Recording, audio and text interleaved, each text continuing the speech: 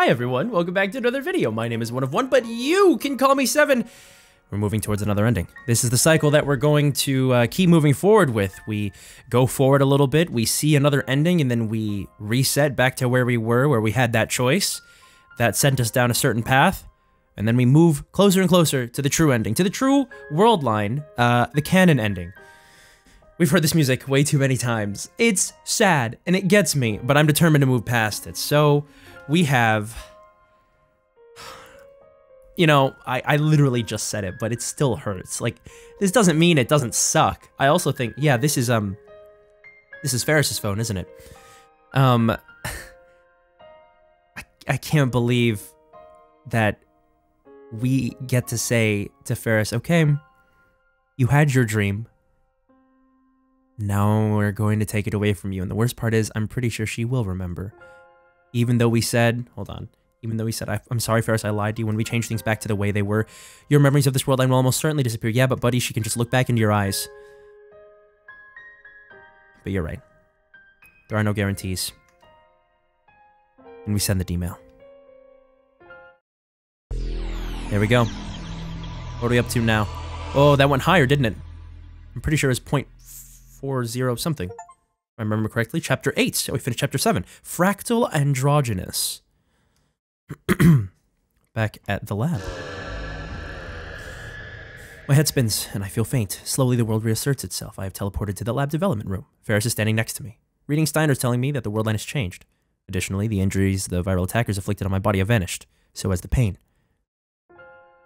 Ferris is standing in the center of the room, looking around. The tears that were in her eyes just a moment ago are gone. Am I holding it? Holding her phone? Just a moment ago, Ferris was fighting to hold back her tears, but that Ferris is no more. In her place is the usual cute, cheerful Ferris, with an impish smile on her face. I look at the phone in my hand. It's not my phone, but one with several cute, girly cat doll phone straps attached. Here's your phone. Yeah, we had it. Sorry, buddy. Ferris walks up to me with a teasing smile on her face. She pokes at my fingers with her index finger. Did you see what was inside?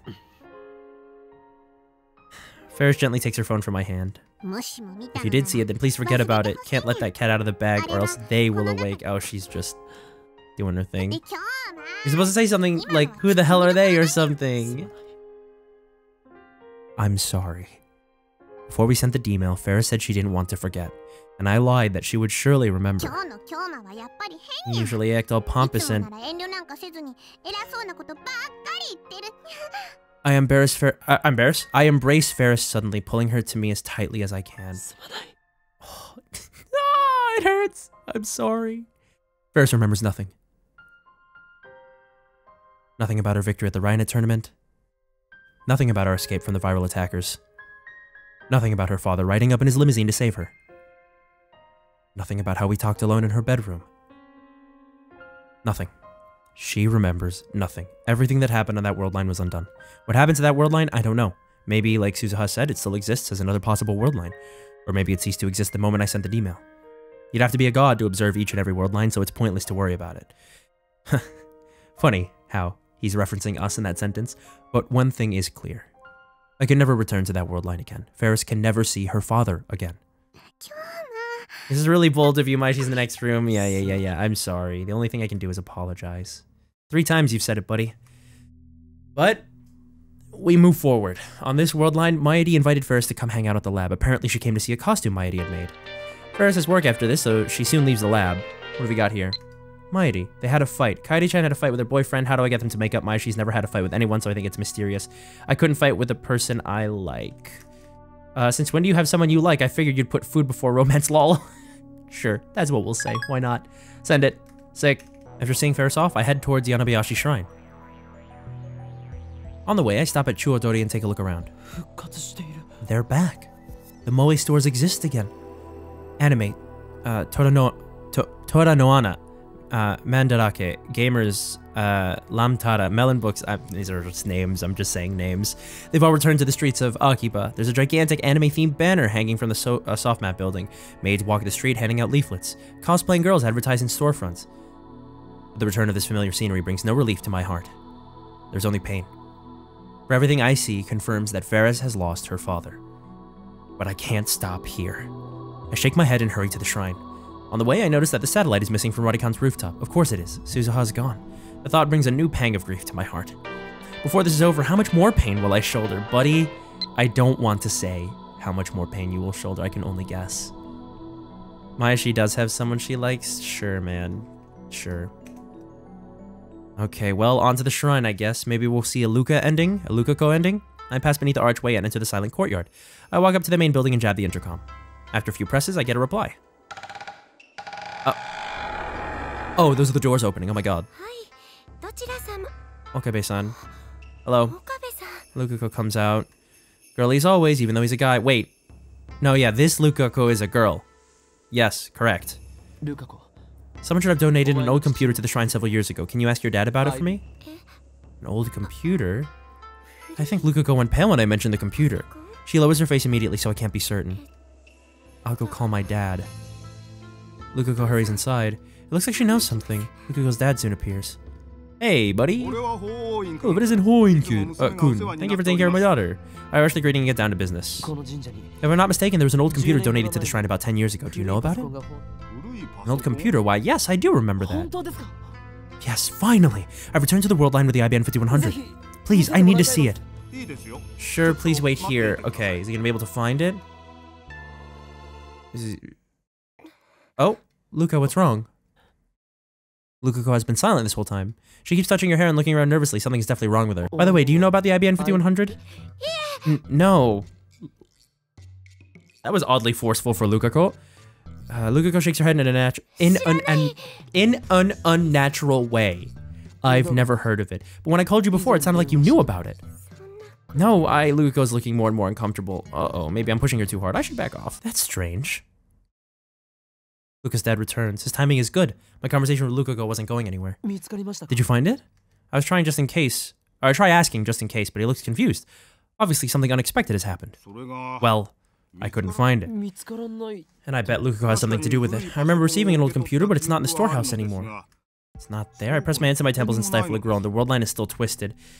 The IBM 5100 is like a mirage floating in front of me. I can see it, but never reach it. Pardon my asking, but the PC was donated by Aki Harumiho-san, correct? How did you know? Do you know her by chance? We're friends. Has grown up to be a splendid young lady, hasn't she? It was when she was still in elementary school. She came to visit with her butler, Kuroki-san. Why did that computer disappear? I thought someone might have stolen it, but everything else is untouched and the lock wasn't broken. Lukako, where's the IBM 5100? You've been cleaning the sanctuary the past few years, haven't you? What did you do? Once again, Lukako hangs her head, almost shaking with fear. Her hands are trembling. Yeah, what the hell? What's going on? I try asking again, but she doesn't raise her head. I don't know anything. The look on her face betrays her. Lukako is lying. But why? Remember, she shouldn't even know about the IBM 5100. Why does she know? Because the world line changed. There's no other answer. Her Dmail must be the cause. In Ferris's case, I don't know what her Dmail was about. But in Lukako's case, I already know what it is. I want to be a girl. The Dmail must have had influence beyond Lukako's sex, the butterfly effect. It somehow changed the location of the IBM 5100. It was like that with Suzuha and with Ferris. I can't help but think that the universe itself is keeping the IBM 5100 away from me. Well, it's because you're trying to pull away from the alpha attractor field, buddy, so I think the further away you get, the harder the universe is going to try and keep you on that, convergence point. At any rate, when Lukako sent her Dmail, reading Steiner activated, meaning the Dmail changed the world line. If the IBM 5100 won't return to me on this world line, then my next step is to cancel Lukako's Dmail. In other words, I need to turn Lukako back into a guy. Suddenly I feel dizzy. It's not heat stroke and it's not reading Steiner. How am I going to explain this to Lukako herself? Just the other day when I called Lukako a guy, she cried, then Kurisu and Mairi ganged up on me. Can I get Lukako to go back to being a guy without stirring up trouble? This feels sus, to say the least, in terms of writing. We'll see how it plays out, though. Maybe I should consult someone about this. At first, I consider consulting Kurisu, but I don't think I should talk to a girl this time. Let's think a little. I visit Tennoji's house. The divergence meter is here. I need to know what it says. Canceling Ferris's email appears to have raised the value by about 0.05. Little by little, I'm approaching the goal of 1% divergence. The number gives me courage. Afterwards, Tennoji recounts his memories of Hashida Suzu just as he did on a previous world line. I stay until he's finished. Okay. That was quick. Oh, we haven't heard this music in a while. It's past 6 p.m. when I get back to the lab. Welcome back, welcome back, Karin. There are two girls in the lab, Mighty and Kurisu. Who is this Karin? Well, welcome back flows so well into Karin, doesn't it? When you put them together, it's doubly delicious. It's not delicious. It's a greeting I can only use for Okarin, so why not? Where's Daru? Probably at May Queen? Oh my god, so that's back too, right. So when first said she had work, she meant at May Queen. What about you, Mighty? You work there too, don't you? Oh, okay, yeah, she does. She still does. Taking a break to prepare for Komima tomorrow. The timeline has been corrected, it seems, at least in part. I should stop by May Queen when I have time. I'll visit sometime when Mighty and Ferris are working. I didn't realize it until it was gone, but I think I really like that maid cafe. Oh. Kurisu's reading a Western book. It's the same book as always. It's pretty hefty, so it must take a long time to read. I walk past her and enter the development room. There sits the time leap machine. Today is Saturday, the 14th of August. The first time Mighty died, it happened on Friday the 13th. Oh, wow, I didn't even realize that. After Suzuha's sacrifice changed the world line, Mighty died on the 14th instead. Her death was delayed 24 hours exactly. If that pattern continues, her death on this world line should occur tomorrow, the 15th. Just to be safe, I should buy a few days with a time leap machine. I'll need time to solve the Lukako problem. I should time leap right away. Just before entering the lab, I peeked into the Prawn Tube workshop. The 42-inch CRT was on, so there's no problem there. Still, will Mighty really die on the 15th? Oh, I think, yeah, this is probably a place for us to make a decision where we call the phone wave and do the time leap, so I'm gonna save here. I don't have solid proof. Maybe there is no pattern, it's just in my head. Maybe Mighty dies today. Maybe she dies tomorrow. What I want more than anything is for that never to happen. What happens to Mighty on this world line? I mustn't let my guard down, not until the IBN 5100 is back in my possession.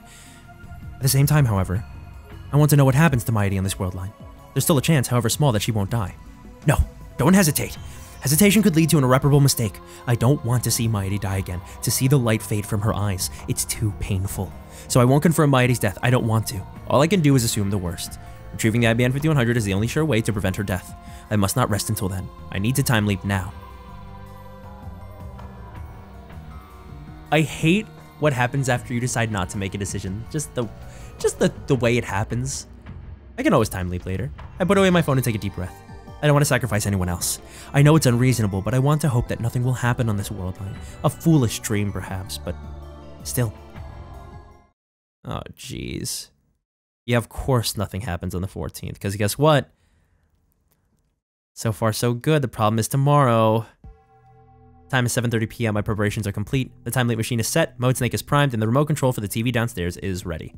It's all second nature to me now. Komima started today, so Mighty's been in Ariake since this morning. I told Daru not to come to the lab today, but to keep an eye on Mighty instead. So even if Moika's group shows up here, they have a low chance of killing Mighty. Will the rounders come on this world line? We'll soon find out. 7:35. The door isn't kicked open. Instead. Oh, my phone rings. It's Daru. Hey, buddy. What's up?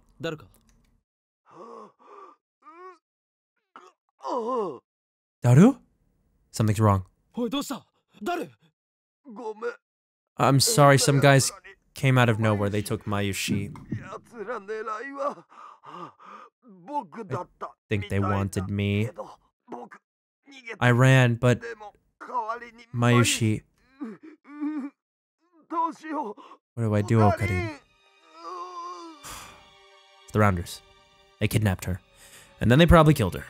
To them, Mighty is expendable. I grind my teeth in frustration. It didn't work.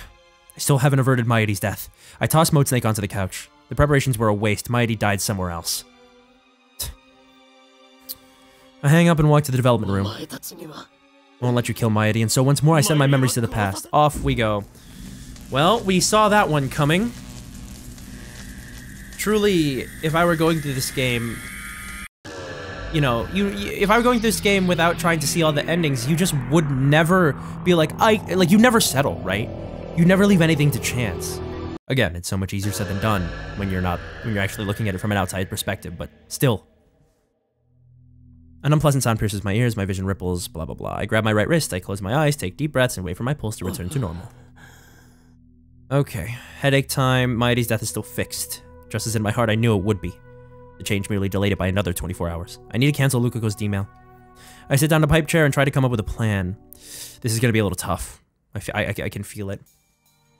Nothing. I've been searching for a way to tell Lukako the truth, but every mental simulation I run ends with her in tears. I suppose that's to be expected. Damn.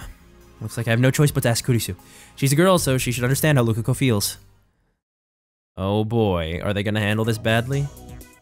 I call Kurisu out to the bench in front of the Bronze Workshop. We're alone. This seems serious. I have a difficult problem that requires delicacy to resolve. That's like the exact opposite of what anyone expects from you. That's why I want to ask a girl, plus you're my assistant, so I need you to save my ass this instant. That's pretty funny. You're my assistant. Nice. Oh, you! Why do you need to ask a girl anyway? I give her the rundown, including how many times I've time leaped, and what happened with Suzuha and Ferris. How many times have I explained this to her now? This time she believes me more readily than I expected.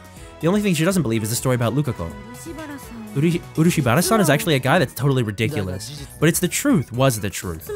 So basically, she wrinkles her brow in thought. She looks like Hashida? No. Oh, right. Yeah, no. Just a very feminine guy, that's all. Anyway, you want to turn her back into a guy? Unless we do, Maedi dies. Maedi's life is tied to Urushibara-san's gender. That's so crazy, it doesn't seem real at all. Have you come up with a solution? Of course, I'll have Lukako turn back into a guy. I don't know if she's going to appreciate that. That's why I'm consulting you, so I can find a way to do this while hurting her the least. I take the mouthful of Dr. P in a vain attempt to quiet my frustration. If only I hadn't been so careless. I shouldn't have let so many people send emails. This is my punishment. It's crazy because I never would have thought that all of those emails would have this kind of effect. There's just no way. And so we just did it willy-nilly. Not really willy-nilly, but you know what I mean. It should have been fine.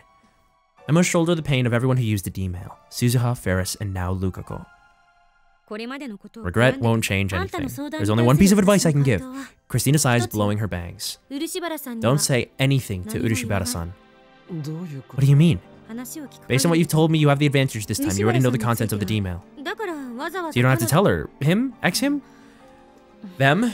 You don't have to tell Urushibara-san. Just send the cancellation email. You mean pose as Lukako and send the mail to her mother myself? If the world line changes, then that will all be undone. In which case, ethical concerns don't really matter. The end justifies the means, a philosophy worthy of a scientist. Oh, wow, okay. Just one problem. I don't know her mother's pager number. Are you an idiot? Why didn't you write it down? I didn't think I would need it. To be fair. Fair. Kurisu clicks her tongue. She rubs her brow with her fingers while muttering and thinking. What if you just ask for the pager number directly? Think up a good excuse. That's going to look suspicious. What are you so scared of? That's not the vain and arrogant Okabe I know. Vain and arrogant? That wasn't called for. I don't have time to be hoin Kyoma now. He never has time to be hoin Kyoma these days. It's happening less and less to him. Just make up some nonsense like you always do. I mean, you know how gullible she is, right? Wow. I hate myself for saying that. I'm a bad girl. Kurisu hangs her head. Maybe I should just tell her the truth. Sincerity will work better than underhanded tricks, I think. A mad scientist sincere? That's a good one. It's more like you to say, I'll brainwash her. Mwahahahaha. I'm being serious, damn it. I will shoulder Lukako's pain. That's my responsibility. When I cancel that email, the fact that she was a girl will be undone. I'm the only one who can carry that burden. So what are you talking to me for? Go to her now and tell her what you told me. Yeah. You're right. That's my only choice. Dang, Kurisu always gives the realist advice. As always, there are only a few worshippers at the shrine. I guess that's how it can keep its dignified silence, even though it's less than a 10-minute walk from Akihabara Station. Hi, Lukako. Lukako is sweeping the courtyard. I'm sorry, I left Samidare in my room. No, that's okay. Oh yeah, she usually has it tucked into her, I forget what that part of your robe is called. Well, crap. Now that we're face to face, I can't bring myself to tell her the truth. Is something wrong? Well, yeah, what do you know about the IBN 5100, by the way, Lukako? I recall Lukako's crying face. She looked very sad when I called her a guy. If possible, I don't want to make her cry again. No, why am I acting so weak? I can't stop here. I swore I would do anything to save Maeri. And where Lukako said he wanted to be a girl and probably only said it out of curiosity. If I explain everything properly, I doubt she'll refuse to become a guy again. So intense. I grab her by the shoulders and pull her close. Lukako's cheeks instantly turn bright red. Please listen carefully. The truth is, you used to be a guy. No reaction. Or so I thought. Then tears start welling up in Lukako's eyes. No, wait. No. But this time I don't back down. Unless you turn back into a guy, Maeri will die. Oh my god. I explained everything. About time travel, about the D-mail Lukako sent, about Mairi's fate. About how to avoid it. I talk and talk without pausing for breath. Finally, I'm done. Sorry, Lukako. We're not. Her voice is trembling. I can't believe any of it. This is more role-playing, right? You're being Kyoma-san, right? Right? She backs away from me, shaking her head. I don't like that backstory. It hurts, and I think it would hurt Mairi-chan too. I know you're confused, hearing this suddenly. This so suddenly, but it's all true. I've witnessed her death countless times. I'm sorry, I know I'm being selfish, but I'm begging you to save Mairi. I need you to become a guy again. Please tell me you're joking, Okabe-san. I can't possibly be a guy. I don't want to be. I've always been a girl, ever since I was born. This is cruel. And why do I have to hear it from you of all people? Oh. God, this is making me feel like crap. Lukako covers her face with both hands to snuff out her sobs. She lowers her hands and looks at me. Then she smiles, a soft, sorrowful smile. So that's how you think of me. Okarin, or Okabe, did just say, it's harder for me to think of you as a girl anyway. And it really upset her. There she goes. Yep. I knew she was gonna run off. She doesn't stop even when I call her. She disappears into the shrine office. It turned out just as my mental simulations predicted. I sigh and leave the shrine, dejected. I need to come up with a plan. Ay, ay, ay. This is bad. When I get back to the lab, I take Kurisu out to the bench and explain what happened. Kurisu listens with an annoyed expression the whole time. When I finish, she glares at me and says, "You raised a flag." What are you talking about? Don't you get it? You raised a flag, or I guess you could say you tripped over a flag that was already raised. No, a romance flag. Oh, you're talking about visual novel routes? Yeah, because Lukako has always had a crush on Okabe maybe, or something like that? Golly. A romance flag? Yeah. Kurisu thrust her finger at me. When her beloved Hoin Kyoma told her that she was a guy, it tore her pure maidenly heart into tiny little pieces. In other words, your plan was a massive failure. Yeah, thanks, man. Love is trouble. There's no formula for calculating people's feelings. Too many unknowns to solve for. She shakes her head like she can't imagine anything worse. Has this girl never been in love? The direct approach was a mistake. It'll be even harder to persuade her now. You should think of another way this time, like asking her mother directly. Though I'm sure the Urushibara family already thinks of you as the man who made their daughter cry, so they might have their guard up. Lukako likes me? I don't want to believe it. I mean, I appreciate the sentiment, but... when do you think Dude, this is not the time to be worried about all that stuff. How should I know? I mean, think about it. Lukako was a guy last week. If you already liked me at that point, then... Uh-oh. That's just your perspective. From everyone else's perspective, she was always a girl. It makes perfect sense. Think in terms of the current world line. Right. It makes perfect sense. Still. Anyway, there's a bigger problem. Will changing Urushibara-san's gender to male really bring the IBN 5100 back? Something is different from the previous world line. According to Lukako's father, the IBN 5100 was definitely at Yanabayashi Shrine. Suzuha gave it to Ferris' dad after he died. Ferris donated it to Yanabayashi Shrine. That sequence is the same as on the world line where I obtained the IBN 5100. So you're gradually approaching the original world line. You know, I've been thinking, you really shouldn't be able to change the world line so easily. What makes you say that? I mean, there are 6 billion people in the world. It doesn't make sense that switching a single person's gender could cause such a huge change in the world line. According to Suzuha, taking different actions after a time leap will only change divergence by around 0.000001%, if at all. But when I cancelled Ferris' email, there was a 0.05% change. That's pretty big. What did Amane-san have to say about that? The year 2010 is a major attractor field junction, and the key is whether or not I obtain an IBN 5100. Maybe the divergence meter actually measures your distance to the IBN 5100. In any case, what you're saying is that all the D-mails we sent had an influence on the IBN 5100's location somehow? There are also some D-mails that didn't activate Reading Steiner. So just cancel the D-mails that activated Reading Steiner and the IBN 5100 might come back to you. The remaining D-mails were sent by Lukako and... Kiryu Moeka. I forgot. I thought she was, but I completely forgot. I wasn't sure. I don't want to see that woman again if I can help it. In any case, I should focus on Lukako right now. So what should I do about Lukako? Just go out with her. Seriously? If there's nobody you like, then there's no reason not to, is there? Get close and help her work through her feelings, and she'll probably tell you what you need to know. Mighty dies in 2 days. I don't have time for that touchy-feely stuff. Suddenly, Kurisu's expression turns grave. Only consider this as a last resort. If you're willing to hurt Urishibara-san, you can always take the information by force. She'll forget after Worldline changes, won't she? In that case, I think it's a valid option. Oh my god, Kurisu, but only when compared to Mighty's death. I hate myself for suggesting this. No, you're right. I need to consider every possible option. But I don't want to do that if there's any other choice. I'm not saying this for myself. From my perspective, when the Worldline changes, everything until that point becomes undone. But what about from Lukako's perspective? What if this Worldline continues after I leave it behind? The Lukako of this Worldline will have to live with what I did to her. That possibility exists. Suzuha said that's not the case, but there's no way to be sure. And since I can't confirm or deny that possibility, I don't want to use Kurisu's last resort. Besides, I have the time loop machine. And as long as I have it, I can repeat the days before Mighty's death forever. We saw as much. Of course, there's still the danger of a time leap failure. In any case, the first thing I should do is have an honest talk with the girl in question. This is making me anxious. I don't like this. You hear the tweeting of small birds outside the window. It's nice and cool early in the morning, even though it's the middle of summer. Too bad the cicadas are already chirping. The sunlight's not too strong yet. I couldn't get a wink of sleep. I was up all night thinking about Lukako. Uh-oh, Mighty looks angry. Looks at me with a disapproving pout. She didn't say doo-doo-doo. It's rare to see her in such a bad mood.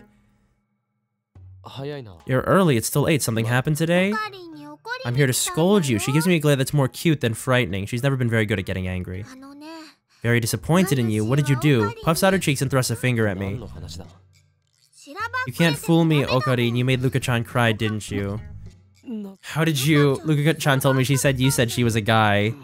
Damn, those two are close friends. I should have known Lukako would go to Mighty first.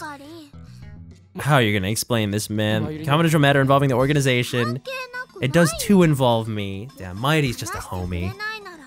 I'm gonna quit being a lab mem. You wouldn't! This is the first time I've ever seen Mighty so angry. I'm not sure how to deal with this, honestly. Why did you say such a mean thing? I did it to save you, but I can't say that. I don't have it in me to tell this innocent girl that she's fated to die in just 2 days. Come to think of it, was it a mistake to tell Lukako about Mighty's murder? I did make sure to tell Lukako not to breathe a word of it. You're worried about something, aren't you? She knows him so well. She's sharp, even though she never seems to be thinking anything. I can tell I've been watching you longer than anyone, Okarin. And yesterday you talked with Christian for a long time, didn't you? If something's wrong, you should talk to Mayashi too, okay? I can't really do that. Now let's go apologize to Luka-chan. Will you do that for me? Mayashi will come too, so let's... Back to being Hoi and Kyoma. Me worry? Don't be ridiculous. I'm the insane mad scientist. I have nothing to worry about. Ay, ay, ay. It's a coping mechanism, yes? I can't tell Mighty. I can't. Even if Mighty hates me for it. Oh. Hello. Something important. Okabe-san, I have something important to talk to you about. Please come to the shrine when you can. I'll be waiting. Please. I told her everything yesterday, including about Mighty's death. Perhaps after sleeping on it, she finally decided to believe my story. Yes. Alright. I get up from the sofa. Mayashi's not done talking. I'm going to Lukako's. Then let Mayashi come too. No, that will just make it harder. I put my hand on Mighty's shoulder. Please, take care of the lab while I'm gone. Mighty's shoulders droop. She looks sad for some reason, but she lets me go. When I reach the shrine, I find Lukako standing alone in the courtyard. She's dressed in regular clothes instead of her Miko garb. She still hasn't noticed me. Lukako stands still in the silent courtyard. The only movement comes from the trees swaying in the summer breeze. It's like a scene from a movie. I stop and watch in fascination. Finally, Lukako turns around. Our eyes meet. Hey, dude. Something about this is incredibly unnerving. Just something about it. I've used it as a thumbnail before, but I didn't even know where it was from. Now I know. Something about this is horribly unnerving, and I really cannot tell you what. Probably the eyes? Not sure. I awkwardly clear my throat and walk towards him, her. Lukako bows her head. Yeah, we did show up. What's up, Luka? We stare at each other in silence. Crap, this is awkward. I can't stand the silence, so I try to start the conversation. What did you tell Mighty? Sorry, but Mighty-chan's the only one I could talk to about this. She's sad or angry now? I mean, how much did you tell her? I kept most of it a secret, especially the stuff about her dying. That's a relief. Do you still think I'm joking? Lukako shakes her head. She believes me? You said you had something important to talk about? Why did you say nya? I'm trying to be gentle, but for some reason I wind up talking like Ferris. I really don't know how to deal with Lukako now that she's a girl. Lukako takes a deep breath as if to prepare herself. Her face is turning red for some reason. She opens her mouth to speak, then closes it again. This continues for several cycles. What's wrong with her? Her tension is getting to me. My heart starts pounding like an alarm bell. Boku watashi. Luka? Want to ask? Yes? About what you said yesterday. I believe you. That's great. So she's willing to go back to being a guy even though I hurt her feelings. For her to believe me in spite of that makes me pretty happy. But there's something strange about Lukako. She still looks wound up pretty tight. Oh no. In fact, it's gotten worse. Now she looks on the verge of tears. What did you do to the IBN 5100? In exchange for becoming a guy again, in exchange she wants something in return? I wasn't expecting this. For today and tomorrow, we can stop before Mayuri-chan is in danger. Is she talking about my throat goes dry? I'm so tense and I don't know why. So, please be my... Couldn't hear you, one more time. Lukako's voice was even softer than ever. So soft that I couldn't hear from here.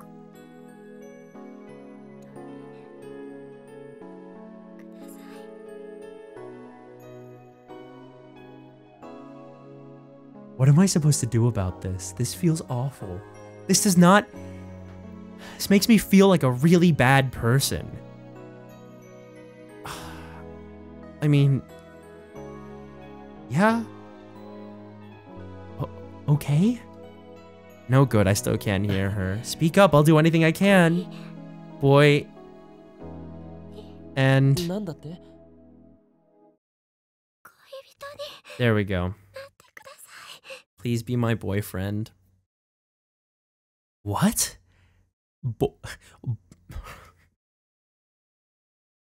Boyfriend. It takes me a while to process the word. Meanwhile, Lukako starts squirming and fidgeting. She refuses to look me in the eye. My heart is pounding. What's going on? What did she say to me? Buddy, it's not gonna help for you to... Yeah, she wants me to be her boyfriend until tomorrow? What? No. Why? Without thinking, I asked the worst possible question. Ay. Lukako curls up even smaller. I like you. Her voice is as small as the buzzing of a mosquito, but it has all the courage she can muster. I feel my heart tighten at those words. Silence. More silence. Wait just a second. Chotomate. This is too sudden. I mean, maybe it's not sudden exactly. I've known about Lukako's feelings since yesterday when Kurisu told me about the romance flag. But still, I didn't think it would come to this. My mind goes blank. I can't think straight. Lukako hangs her head waiting for my answer. She looks so cute and innocent. I feel myself drawn to... What's going on, homie? Jesus! That's wrong. That's just wrong. I am not attracted to Lukako. Buddy. Yeah, this game surely is from 2009, 2008, 2010. I had a feeling they were going to handle this poorly, just like they handled a couple of things in Persona 4 poorly. With Naoto. We'll have to see how this ending turns out. I turn and flee like a scared rabbit. Yeah, of course you do, man. I'm so embarrassed I can't look back. Good lord. You just left her there? Oh my god. Well, I think that's a fine place to end it. That's all the time that I have for today. We're gonna see what the ending is, because we've made our decision, we made our save, so we can go back to it. We will see how things go. Good lord. I hope that you guys enjoyed that. Maybe I did. And I'll see you guys in the next video, so for now, have a good rest of your day, and I will see you soon. Bye!